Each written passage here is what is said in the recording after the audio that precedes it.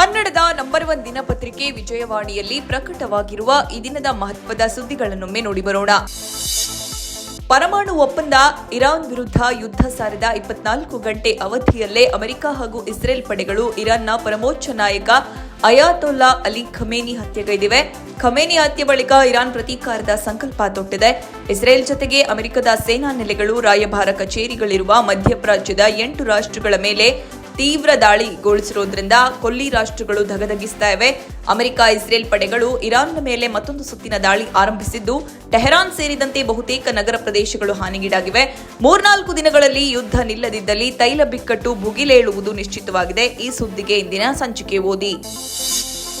ಇರಾನ್ನ ಅತ್ಯಂತ ಪ್ರಭಾವಶಾಲಿ ವ್ಯಕ್ತಿ, ಪರಮೋಚ್ಚ ನಾಯಕ 86 ವರ್ಷದ ಅಯಾತೊಲ್ಲಾ ಅಲಿ ಖಮೇನಿ ಅಮೆರಿಕ ಮತ್ತು ಇಸ್ರೇಲ್ ನಡೆಸಿದ ಜಂಟಿ ದಾಳಿಯಲ್ಲಿ ಹತರಾಗಿದ್ದಾರೆ. 1989ರಿಂದ ಇರಾನ್ನ ನೇತೃತ್ವ ವಹಿಸಿದ್ದ ಖಮೇನಿ ಪಾಶ್ಚಿಮಾತ್ಯ ರಾಷ್ಟ್ರಗಳ ಕಟು ವಿರೋಧಿಯಾಗಿದ್ದರು. ಖಮೇನಿ ಸಾವಿನೊಂದಿಗೆ ಇರಾನ್ ಆಡಳಿತದ ಭವಿಷ್ಯವೇನು ಎಂಬ ಪ್ರಶ್ನೆ ಮೂಡಿದೆ.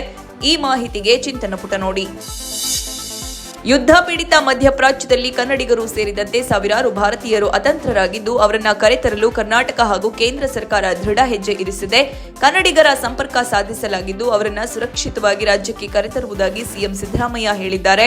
ಇನ್ನು ಕೇಂದ್ರ ಸಚಿವ ಎಚ್.ಡಿ. ಕುಮಾರಸ್ವಾಮಿ ಕೂಡ ಯುದ್ಧ ಸ್ಥಳದಲ್ಲಿ ಸಿಲುಕಿರುವವರಿಗೆ ದೂರವಾಣಿ ಕರೆ ಮಾಡಿ ಧೈರ್ಯ ತುಂಬಿದ್ದಾರೆ.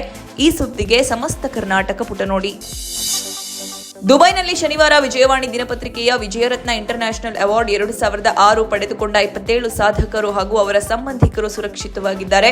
ಪ್ರಶಸ್ತಿ ಪುರಸ್ಕೃತರ ಜತೆಗೆ ಅವರ ಸಂಬಂಧಿಕರು ಸೇರಿ ಒಟ್ಟು 65 ಮಂದಿಗೆ ಅಂತಾರಾಷ್ಟ್ರೀಯ ಹೋಟೆಲ್ನಲ್ಲಿ ವಸತಿ ವ್ಯವಸ್ಥೆ ಮಾಡಲಾಗಿದೆ. ವಿಆರ್ಎಲ್ ಸಮೂಹ ಸಂಸ್ಥೆಗಳ ಎಂಡಿ ಡಾಕ್ಟರ್ ಆನಂದ ಸಂಕೇಶ್ವರ ಅವರೇ ಖುದ್ದು ಮೇಲ್ವಿಚಾರಣೆ ವಹಿಸಿ ಪುರಸ್ಕೃತರಿಗೆ ಸುರಕ್ಷಿತ ವಸತಿ, ಊಟೋಪಚಾರದ ವ್ಯವಸ್ಥೆ ಕಲ್ಪಿಸಿದ್ದಾರೆ. ಈ ಸುದ್ದಿಗೆ ಇಂದಿನ ಸಂಚಿಕೆ ಓದಿ. ರಾಜ್ಯ ಸರ್ಕಾರಿ ಸೇವೆಯಲ್ಲಿ ಖಾಲಿ ಇರುವ ಸಾವಿರಾರು ಹುದ್ದೆಗಳ ಭರ್ತಿ ಪ್ರಕ್ರಿಯೆಗೆ ಕವಿದಿದ್ದ ಗ್ರಹಣ ಸರಿದು ನೇಮಕಾತಿ ಪರ್ವ ಆರಂಭಿಸುವ ಹಾದಿಯಲ್ಲಿ ಸರ್ಕಾರ ಅಧಿಕೃತವಾಗಿ ಮೊದಲ ಹೆಜ್ಜೆಯನ್ನಿಟ್ಟಿದೆ. ಮೀಸಲಾತಿ ಹೆಚ್ಚಳ ಮತ್ತು ಒಳ ಮೀಸಲಾತಿ ಜಾರಿಯ ತಾಂತ್ರಿಕ ಸಂಕಷ್ಟಗಳಿಂದಾಗಿ ಸ್ಥಗಿತಗೊಂಡಿದ್ದ ನೇಮಕಾತಿ ಅಧಿಸೂಚನೆಗಳಿಗೆ ಮರುಜೀವ ನೀಡಲು ಮುಂದಾಗಿದೆ. ಈ ಕುರಿತು ಸಿಬ್ಬಂದಿ ಮತ್ತು ಆಡಳಿತ ಸುಧಾರಣೆ ಇಲಾಖೆ ಕಾರ್ಯಸೂಚಿ ಸಿದ್ಧಪಡಿಸಿದೆ. ಈ ಸುದ್ದಿಗೆ ವಿಜಯವಾಣಿ ಓದಿ. ಸ್ಫೋಟಕ ಕಾರ್ಖಾನೆಯೊಂದರಲ್ಲಿ ಭೀಕರ ಸಂಕಷ್ಟ ಸಂಭವಿಸಿದ ಪರಿಣಾಮ ಕನಿಷ್ಠ 17 ಜನರು ಮೃತಪಟ್ಟು 18 ಜನರು ಗಾಯಗೊಂಡಿರುವ ಘಟನೆ ಮಹಾರಾಷ್ಟ್ರದ ನಾಗಪುರ ಜಿಲ್ಲೆಯ ರಾವುಲ್ಗಾವ್ನಲ್ಲಿ ನಡೆದಿದೆ. ಎಸ್ಬಿಎಲ್ ಎನರ್ಜಿ ಲೀ ಕಾರ್ಖಾನೆ ಡೆಟೋನರೇಟ್ ಪ್ಯಾಕಿಂಗ್ ಘಟಕದಲ್ಲಿ ಭಾನುವಾರ ಬೆಳಗ್ಗೆ ದುರ್ಘಟನೆ ಸಂಭವಿಸಿದೆ. ಗಾಯಾಳುಗಳನ್ನು ಆಸ್ಪತ್ರೆಗೆ ದಾಖಲಿಸಲಾಗಿದ್ದು, ಸಾವಿನ ಸಂಖ್ಯೆ ಹೆಚ್ಚಾಗುವ ಸಾಧ್ಯತೆ ಇದೆ ಎಂದು ಹೇಳಲಾಗ್ತಾ ಇದೆ. ಈ ಸುದ್ದಿಗೆ ವಿಜಯವಾಣಿ ಓದಿ.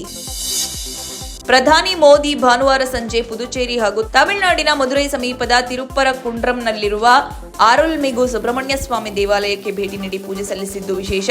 2025ರಲ್ಲಿ ಇಲ್ಲಿನ ಬೆಟ್ಟದ ಮೇಲಿರುವ ದೀಪನೂತ್ ಮೇಲೆ ದೀಪ ಬೆಳಗಿಸುವ ವಿಚಾರವಾಗಿ ವಿವಾದ ಉಂಟಾಗಿ ಪ್ರಕರಣ ನ್ಯಾಯಾಲಯದ ಮೆಟ್ಟಿಲೇರಿತ್ತು. ಈ ಹಿನ್ನೆಲೆಯಲ್ಲಿ ಮೋದಿ ದೇವಾಲಯ ಭೇಟಿ ಮಹತ್ವ ಪಡೆದುಕೊಂಡಿದೆ. ಈ ಸುದ್ದಿಗೆ ದೇಶ ವಿದೇಶ ಪುಟ ನೋಡಿ.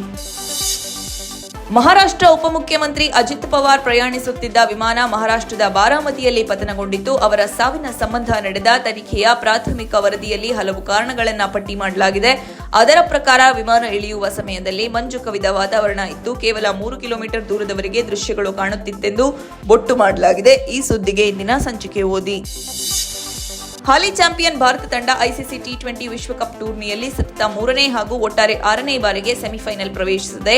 Wicket keeper batter Sanju Samson batting ನೆರವಿನಿಂದ ಸೂರ್ಯಕುಮಾರ್ ಬಳಗ 10ನೇ ಆವೃತ್ತಿಯ ಸೂಪರ್ 8 ಹಂತದ ಮಾಡು ಇಲ್ಲವೇ ಮಡಿ ಪಂದ್ಯದಲ್ಲಿ 2 ಬಾರಿಯ ಚಾಂಪಿಯನ್ ವೆಸ್ಟ್ ಇಂಡೀಸ್ ವಿರುದ್ಧ 5 ವಿಕೆಟ್ಗಳ ಗೆಲುವು ದಾಖಲಿಸಿತು. ಇದರೊಂದಿಗೆ 2016ರ ಸೆಮಿಫೈನಲ್ ಸೋಲಿಗೆ ಮುಯ್ಯಿ ತೀರಿಸಿಕೊಂಡ ಭಾರತ ತಂಡ ಗುರುವಾರ ನಡೆಯಲಿರುವ 2ನೇ ಸೆಮಿಫೈನಲ್ನಲ್ಲಿ ಇಂಗ್ಲೆಂಡ್ ಸವಾಲು ಎದುರಿಸಲಿದೆ. ಈ ಸುದ್ದಿಗೆ ಕ್ರೀಡಾಪುಟ ನೋಡಿ. ನಟಿ ರಶ್ಮಿಕಾ ಮಂದಣ್ಣ ಹಾಗೂ ವಿಜಯ್ ದೇವರಕೊಂಡ ಕಳೆದ ಗುರುವಾರ ಅದ್ದೂರಿಯಾಗಿ ವೈವಾಹಿಕ ಜೀವನಕ್ಕೆ ಕಾಲಿಟ್ಟಿದ್ದರು. ದಾಂಪತ್ಯದ ಸವಿಯಲ್ಲಿರುವ ಜೋಡಿಯು ಮಾರ್ಚ್ 4ರಂದು ಹೈದರಾಬಾದ್ನಲ್ಲಿ ನಡೆಯುವ ಆರತಕ್ಷತೆ ಕಾರ್ಯಕ್ರಮದ ಸಿದ್ಧತೆಯಲ್ಲಿದೆ. ಮದುವೆ ಸಂಭ್ರಮದಲ್ಲಿರುವ ಜೋಡಿಯು ದೇಶದ 16 ಪ್ರಮುಖ ದೇವಸ್ಥಾನಗಳಲ್ಲಿ ಅನ್ನದಾನ ಮಾಡಲು ಮುಂದಾಗಿದೆ.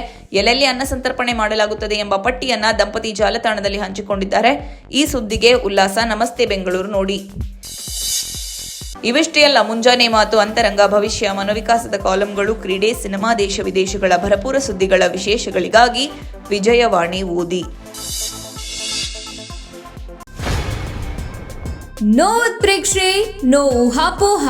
ತಾಜಾ ಸುದ್ದಿ ನಿಖರ ಮಾಹಿತಿಗೆ ಬ್ರೌಸ್ ಮಾಡಿ ವಿಜಯವಾಣಿ.net. QR ಕೋಡ್ ಸ್ಕ್ಯಾನ್ ಮಾಡಿ ಆಪ್ ಡೌನ್ಲೋಡ್ ಮಾಡ್ಕೊಳ್ಳಿ.